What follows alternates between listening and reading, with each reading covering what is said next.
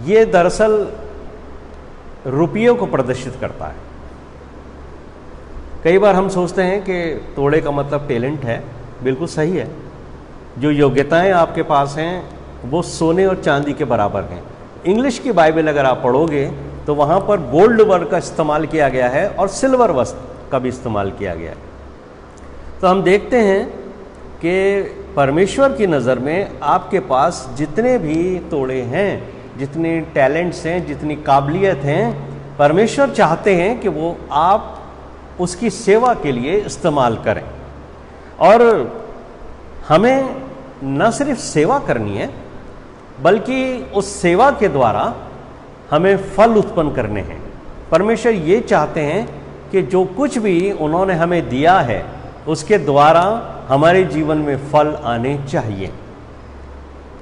जिस व्यक्ति को 5 तोड़े मिले हैं, यानी जिसके पास 5 मुद्राएं थी, तोड़े का मतलब मैंने आपको बताया ना मुद्रा, तो उसने 5 मुद्राएं और कमाई।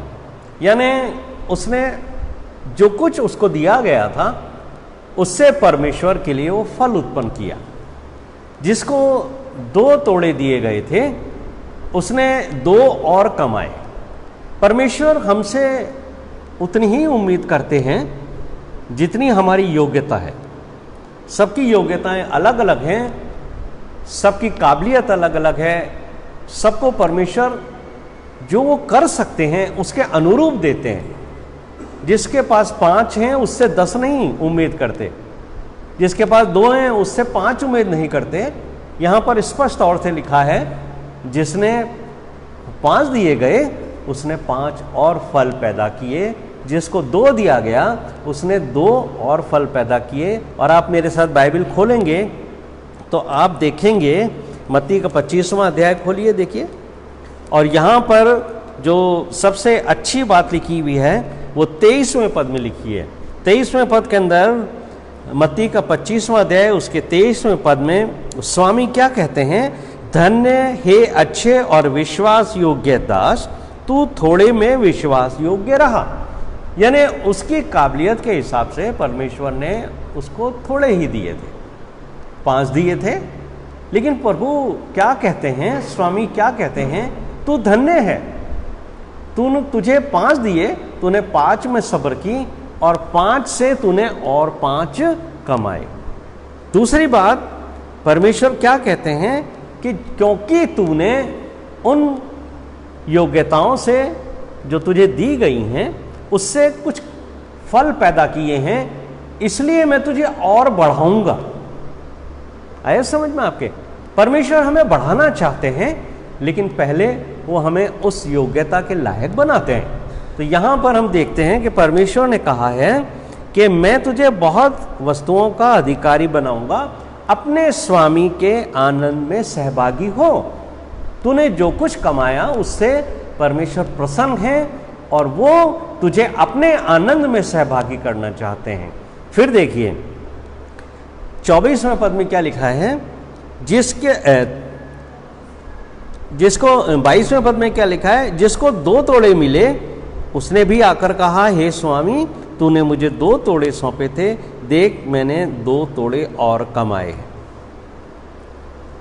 जिसको 2 दिए थे उसने 2 कमाए, उसने 10 नहीं कमाए और परमेश्वर उससे भी खुश हैं।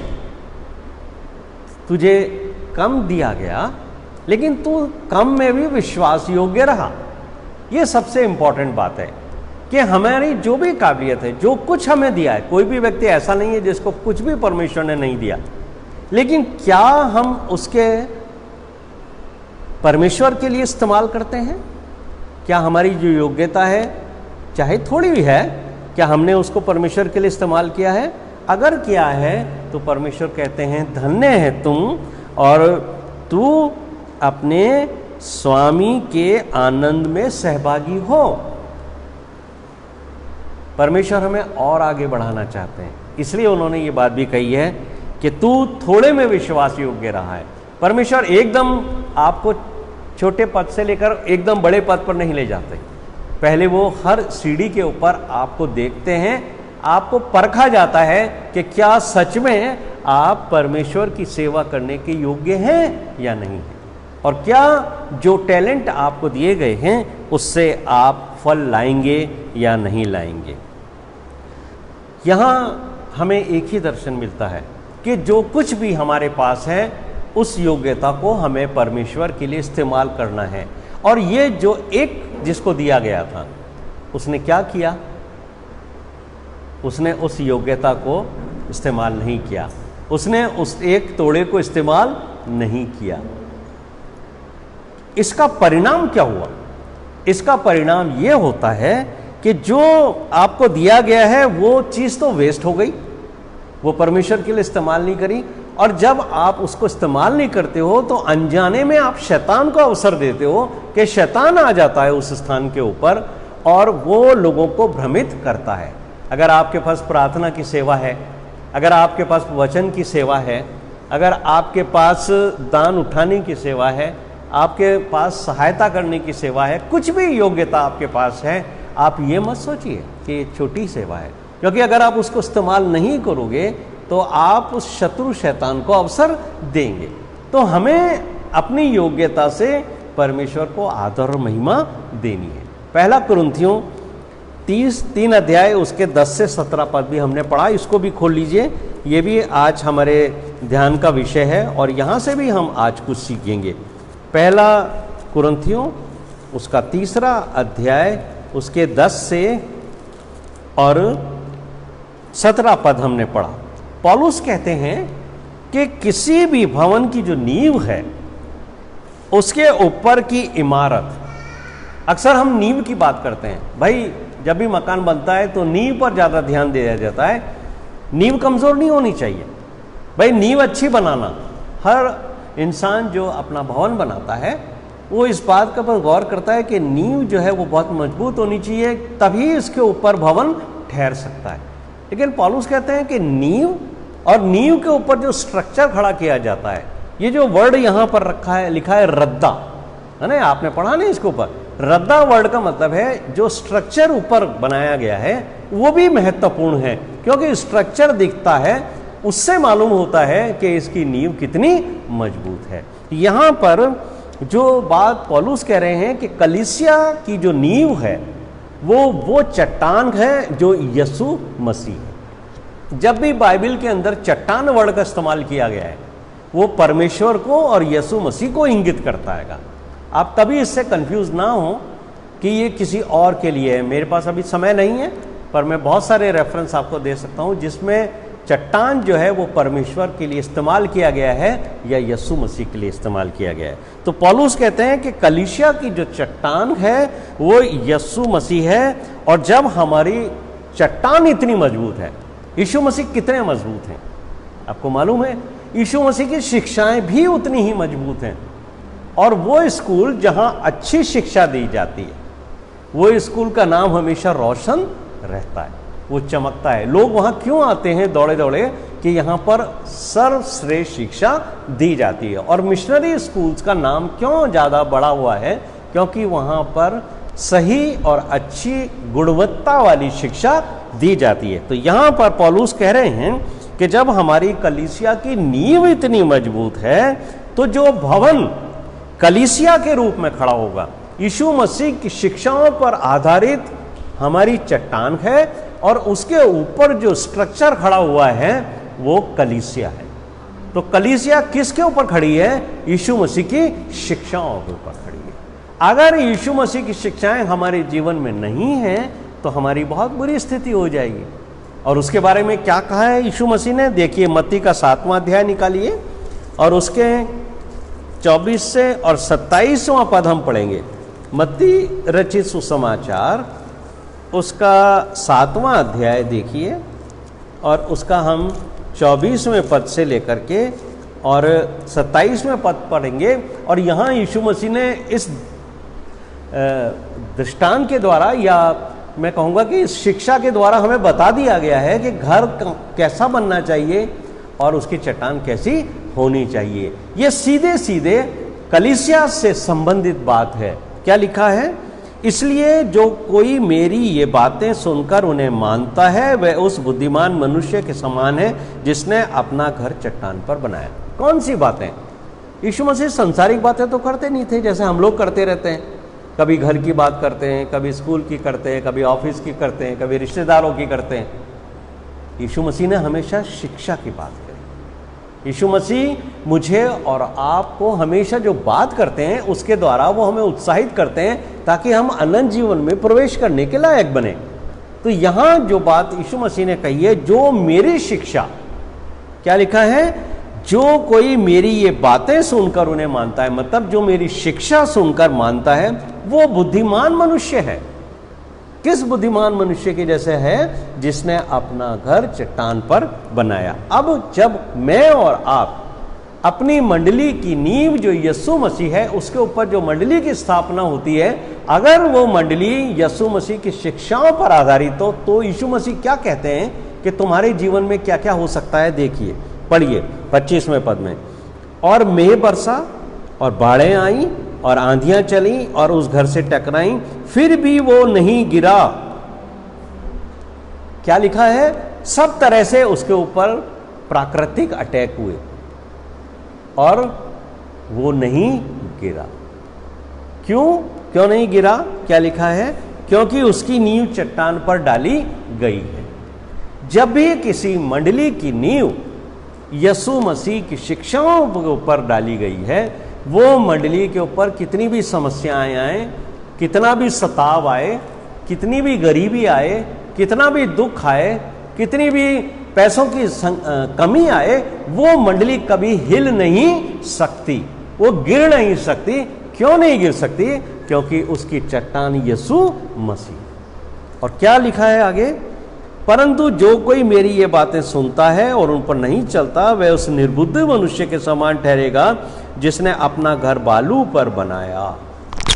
जो यीशु मसीह की शिक्षाओं के अनुसार नहीं चलते, आगे सुनिए, जो यीशु मसीह की शिक्षाओं को महत्व नहीं देते हैं और सांसारिक बातों के अनुसार अपने मंडली की स्थापना करते हैं और मंडली को बढ़ाने की कोशिश करते हैं, वो जब समस्याएं आती हैं तो उन समस्याओं में कैसा जीवन व्यतीत करना है, कैसे धैर्य रखना है, कैसे परीक्षाओं के समय हमें व्यवहार रखना है, ये उनको नहीं मालूम होता, क्योंकि यीशु मसीह की शिक्षाएं उन्होंने अपने जीवन में ग्रहण नहीं करी है। तो जब समस्याएं आती हैं, परेशानियां आती हैं, तकलीफें आती हैं, तो वो कलीसिया जो है वो बिखर कर टूट जाती है। और यहां पर यीशु मसीह यही कहते हैं कि मेघ बरसा, बाढ़ें आई, आंधियां चली, उस घर से टकराई और वो गिरकर सत्यानाश हो। मेरे प्रिय भाइयों और बहनों, ये जो हमने अध्याय पढ़ा, पहला कुरिन्थियों 3 अध्याय, उसके 12 और 13 पद को देखिए, क्या लिखा है। ये हमारी उस नींव के बारे में है। अब जब हम अपनी मंडली के बारे में बात करते हैं, रॉबसन मेमोरियल कैथेड्रल, और जब हम ये देखते हैं कि पूरे राजस्थान के अंदर जब हम अभी 160 वर्ष हम मना रहे हैं उस स्कॉटिश मिशनरीज के सेवाओं को ध्यान में रखते हुए, तो हमें इस बात पर गौर करना है कि वो जो मिशनरी आए थे स्कॉटलैंड से, उन्होंने हमारे लोगों को आकर यहाँ पर क्या कहा, क्या चीज़ दी उन्होंने, क्या आकर्षण था उनके पास कि इतने दूर से आए हुए वो यीशु मसीह को ग्रहण करते। उन लोगों ने अपने धन दौलत से, अपनी गोरी चमड़ी से उनको प्रभावित नहीं किया। उन्होंने किस चीज़ से प्रभावित किया? उन्होंने उनको यीशु मसीह की शिक्षाओं से प्रभावित किया। और हमारे जो पहली मंडली थी रॉबसन की, जो हमारे बुजुर्ग थे, उन्होंने क्या किया? उन शिक्षाओं को ग्रहण किया और उन शिक्षाओं के अनुसार वो यीशु मसीह के चेले बने। और जो यीशु मसीह की शिक्षाओं को ग्रहण कर उस पर चलता है वही यीशु मसीह का चेला है। आगे समझ में, हम बहुत कहते हैं कि हम यीशु मसीह के चेले हैं, यीशु मसीह के चेले हैं। कैसे चेले ठहरेंगे हम? क्या है यीशु मसीह के चेले की जो क्वालिटी है? कैसे यीशु मसीह ने कहा कि चेला बनाना? देखो मत्ती का 28वां अध्याय, उसका 19 और 20 पद भी हम पढ़ते हैं। यहां पर यीशु मसीह ने एक आज्ञा दी थी। जब यीशु मसीह स्वर्ग पर जाने वाले थे तो यीशु मसीह ने एक आज्ञा दी थी, वो हमें मिलेगी मत्ती का 28वां अध्याय और उसके 19 और 20 पद में। इसलिए तुम जाओ और सब जातियों के लोगों को चेला बनाओ और उन्हें पिता और पुत्र और पवित्र आत्मा के नाम से बपतिस्मा दो और उन्हें सब बातें जो मैंने तुम्हें आज्ञा दी है मानना सिखाओ, और देखो मैं जगत के अंत तक तुम्हारे साथ हूँ। क्या कहा है यीशु मसीह ने कि सारी जातियों के लोगों को चेला बनाओ, और क्या कहा है यीशु मसीह ने कि जो आज्ञाएं मैंने तुम्हें दी हैं उन्हें मानना सिखाओ। तो जो मिशनरी आए थे उन लोगों ने उस आज्ञा को पूरा किया जो यीशु मसीह ने दी थी कि सारी जातियों के लोगों को अपना चेला बनाओ। इतनी दूर से आकर उन्होंने यहाँ हमारे जो पूर्वज थे वो अन्य जाति थे, हम लोग कोई भी जो है वो मसीही पैदा नहीं हुआ, लेकिन उन लोगों ने आके हमें यीशु मसीह की शिक्षाएं दी जिसके ऊपर वो स्वयं चलते थे। जब वो स्वयं चलते थे तभी तो रास्ता दिखा सकते हैं। अभी अगर रात के समय में कोई कहे कि उस गेट से यहाँ आओ, तो कैसे आएंगे हम अगर हमें रास्ता नहीं मालूम है? तो अभी मैं कहूँ भाई मुझे चैपल तक लेके जाओ, तो कैसे लेके आओगे आप मुझे इसलिए लेके आओगे क्योंकि आपको रास्ता मालूम है, राह मालूम है, और मुझे नहीं मालूम है तो मैं आपको फॉलो पीछे पीछे चलूँगा, और जब मैं आपके पीछे चलूँगा तो मैं चैपल तक पहुँचूँगा। और यही है कि उन मिशनरीज ने जो शिक्षाएं उनको दी गई थी वो स्वयं भी चले, और जो भारत के लोग, जो हमारी प्रथम मंडली के लोग थे, जब उन्होंने उनके पीछे चलना स्वीकार किया कि यीशु मसीह की शिक्षाएं तो बहुत अच्छी हैं, हमें ये शिक्षाएं पसंद हैं, जब वो उनके पीछे चल के आए तब वो चेले ठहरे। जब मैं और आप कहते हैं कि हम यीशु मसीह के पीछे चेले हैं, तो जब तक हम यीशु मसीह की शिक्षाओं पे यीशु मसीह के पीछे नहीं चलते तब तक हम चेले नहीं हैं। हम मसीही बन सकते हैं, लेकिन हमें पहले चेला बनना है, और जब हम चेले बनेंगे तब हमारी जो कलीसिया की जो इमारत है वो यीशु मसीह की शिक्षा पर होगी, जिसको मंडली की नींव कहा गया। आया समझ में आपको? मंडली की नींव कौन है? यीशु मसीह है। कलीसिया किस चीज के ऊपर खड़ी हुई है? यीशु मसीह की शिक्षाओं के ऊपर चली। इसलिए जो हैं वो पौलुस हमें ये बात कहते हैं, निकालिए देखिए, पहला कुरिन्थियों 3 अध्याय उसके 11वें पद के अंदर क्या लिखा है? क्योंकि उस नींव को छोड़ जो पड़ी है वो यीशु मसीह है, और कोई दूसरी नींव नहीं डाल सकता। कलीसिया की जो नींव है वो यीशु मसीह की शिक्षाएं ही हैं। और जैसे ही जिन मंडलियों ने अपनी कलीसिया में संसार की शिक्षाएं लेके आ गए, वो मंडलियां धीरे धीरे हिलने लगी। होना क्या चाहिए? शुरू की हमारी मंडलियों को क्यों संसार में इतना आदर था, क्यों इतनी इज्जत थी? क्योंकि जो मंडलियां शुरू में यीशु मसीह की शिक्षाओं पे आधारित थी, और जो तोड़े परमेश्वर ने दिए थे उन तोड़ों को लेकर वो संसार में जाते थे, सेवा करते थे, और उन तोड़ों से फल आते थे, और लोग यीशु मसीह को जानने के लिए चर्च में आते थे कि हम संसार में जी नहीं पाते, संसार में इतनी समस्याएं परेशानियां हैं, हम इनके द्वारा उस यीशु मसीह की शिक्षाओं को सुने और ग्रहण करें। तब वो लोग भीड़ की भीड़ आती थी, और कई लोग जो हैं, जो शुरू की मंडली में हमारे 10-20 रहे होंगे, वो आज हजारों की संख्या में क्यों हो गए? क्योंकि उन्होंने यीशु मसीह की शिक्षाओं को ग्रहण किया। उसकी वजह थी कि हमारे तोड़ों को हमारे बुजुर्गों ने इस्तेमाल किया, अपने टैलेंट्स को उन्होंने लोगों के जाकर सेवा की, लोगों को बताया, और उनको उन तोड़ों से प्रभावित करके यीशु मसीह के लिए वो फल लाए। क्या कहा है 12वें पद के अंदर, जो बड़ी अजीब सी बात है, जो आज के परिप्रेक्ष्य के अंदर है। ध्यान से सुनिए क्या लिखा है। पौलुस कहते हैं, यदि कोई इस नींव पर सोना या चांदी या बहुमूल्य पत्थर या काठ या घास या फूस का रद्द रखे, तो हर एक का काम प्रकट हो जाएगा, क्योंकि वह दिन उसे बताएगा, इसलिए कि आग के साथ प्रकट होगा, और वो आग हर एक का काम परखेगी कि कैसा है। सुनने में बड़े अजीब सा लगता है ना ये, लेकिन ये कहा क्या है, क्यों कहते हैं पौलुस? इस भेद को भी आप समझ लीजिए। पौलुस कहते हैं कि अगर कोई व्यक्ति, अगर कोई प्रचारक, अगर कोई पास्टर यीशु मसीह की जो शिक्षाएं हैं उनको छोड़कर संसार का धन संपत्ति, सोना चांदी और संसार के दिखावे की बातों के द्वारा कलीसिया में लोगों को आकर्षित करता है। आप समझ रहे हैं, आजकल यही हो रहा है। क्या होता है, लोगों को किस चीज से आकर्षित किया जाता है? मंडली के अंदर बहुत सारे कार्यक्रम होते हैं, सांस्कृतिक कार्यक्रमों के दौरान हम लोगों को आमंत्रित करते हैं। बहुत सी मंडलियों के अंदर ये कहा जाता है आराधना के बाद आपको भोजन कराया जाएगा। कुछ लोग भोजन के आकर्षण से आते हैं, कुछ लोगों को कंबल बांटे जाते हैं, कुछ लोगों को कपड़े बांटे जाते हैं, कुछ लोगों को शिक्षा दी जाती है, कुछ लोगों को कुछ दिया जाता है। मतलब अगर हम उन चीज़ों की वजह से लोगों को आकर्षित करते हैं तो ये सांसारिक तौर से आकर्षित करना है। ये सोने और चांदी को के ऊपर अपनी कलीसिया को स्थापित करने का तरीका है। और यहाँ पर जो पौलुस बड़ी गंभीर बात कहते हैं वो ये कहते हैं कि अगर आपने अपनी मंडली की गिनती जो है वो इन आकर्षणों के ऊपर बना रखी है जो हम आजकल देखते हैं, हम इसे ना नहीं कर सकते कि हमारे बहुत सारी ऐसे फैमिली चर्चेज हैं, कॉटेज चर्चेज हैं जिसके अंदर इस तरीके का व्यवहार आज हो रहा है।